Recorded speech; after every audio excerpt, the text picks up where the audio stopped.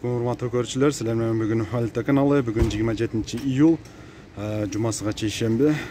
Кадамжай районундагы Байман Батыр базарындагы банктагы курстар. Компанион банк доллар 82.5, сатуу 83.5, евро 83.5, сатуу 84.5, рубль 1.32, сатуу 1.40, тенге 0.115, сатуу 0.210. Так, доллар мен евро почти 1 эле болуп калыптыр.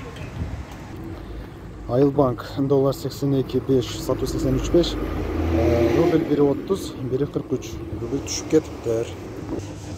Финкобанкта доллар 83.84, евро 84.85, рубль 1.32, 1.39.